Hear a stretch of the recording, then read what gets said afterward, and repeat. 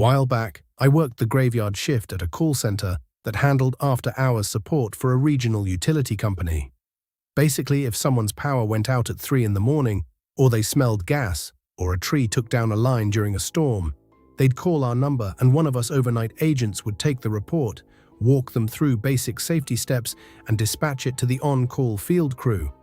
It was a small operation for the overnight hours, just 3 or 4 of us at a time in a mostly empty office building, spread out across a floor that during the day held probably 80 people.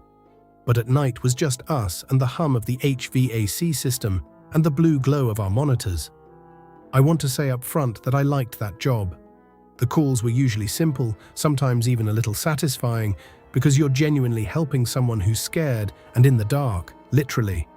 This isn't a story about the calls I was supposed to get.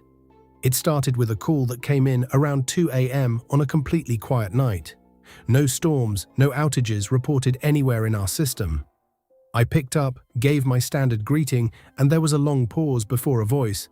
Male, sounded maybe middle-aged, said my name. Not the department name. My actual first name, which I never gave out on calls. We used first names only with customers after they gave us their account info, never before. I asked how I could help him, a little thrown, and he asked if I was working alone tonight. I told him no, there were 3 other agents on the floor with me, which was true, and he said okay and hung up. I mentioned it to the 2 other agents on shift with me, and one of them, a guy named Priya's co-worker Danny, said that happened to him once too, a caller who somehow knew his first name before he'd said it, months back, and it had freaked him out enough that he'd reported it to our supervisor, who told him it was probably just a glitch in the caller ID system pulling employee info from somewhere it shouldn't. That explanation didn't sit right with me, but it was the only one on offer, so I let it go. The calls kept coming, roughly once a week, always overnight, always the same pattern. Dead air, then my name, then a question about whether I was alone. Sometimes I'd lie and say yes, just to see what he'd say, and every time I did, there'd be a longer pause before he hung up. Like the answer mattered to him in a way that made me deeply uncomfortable. I started keeping track of the calls in a personal notebook, noting the time and what was said, because our system logged the numbers automatically, and I wanted to see if it was the same number every time. It wasn't. That's the part I still can't explain. Every single call came from a different number, different area codes, some local, some from states I knew for a fact we didn't service. I ran a few of them through a reverse lookup when I had downtime, and most of them either didn't exist as valid numbers at all, or belonged to landlines registered to addresses that, when I looked them up out of curiosity, turned out to be vacant lots or demolished buildings. The night that made me start looking for a new job happened about 4 months in. It was just me and one other agent, a woman near retirement age who mostly kept to herself and had worked there longer than anyone. Around 3:30 in the morning, my desk phone rang, same pattern, my name. Then the question. This time though, instead of asking if I was alone, he said something different. He said, "You're on the 3rd floor tonight." Then, not a question, a statement. We were on the 3rd floor. I hadn't said that to anyone, obviously, and there was no reason a caller into our line would have any way of knowing which floor of the building we were working from that particular night, since our team actually rotated between the 3rd and 5th floors depending on which side was getting cleaned. I hung up on him for the first time ever, hands shaking, and walked over to my co-worker's desk to tell her what happened.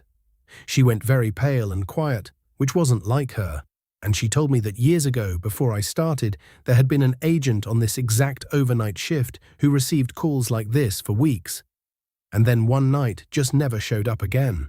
And no one, not the company, not her family as far as anyone knew, ever heard from her again. My co-worker said management had always chalked it up to the woman quitting without notice, which people do, but she remembered the woman's last shift, remembered her being visibly terrified about a caller who knew details he shouldn't have known, and remembered that the last log entry that woman ever made, time-stamped just before her shift was supposed to end, simply said, "He's on this floor." I want to tell you I quit that night, but I didn't, not immediately. I finished the shift in a fog, checking over my shoulder toward the stairwell door every few minutes, and I did put in my 2 weeks the following morning. During those final 2 weeks, the calls kept coming, and on my actual last night, my very final overnight shift there, the call came in one more time. Same pattern, my name, and then, before I could say anything, he said, "Last night," and hung up. I don't know if that meant it was his last night calling, or if it meant something else entirely, something about it being my last night, in a way that had nothing to do with quitting a job. I never told my supervisor the full extent of it, because by that point I didn't think it mattered. I was leaving anyway. What I did do on my way out that final morning was pull up our internal directory out of morbid curiosity and search for the name of the woman my coworker had mentioned, the one who vanished years before I started. She was still listed, inactive employee, no termination date filled in, no forwarding information, nothing. Just a name sitting in a database, exactly the way you'd expect someone's file to look if the company genuinely never found out what happened to her because no one had ever closed it out. I don't work nights anymore. I don't answer calls from numbers I don't recognize, ever, at any hour, and I probably never will again.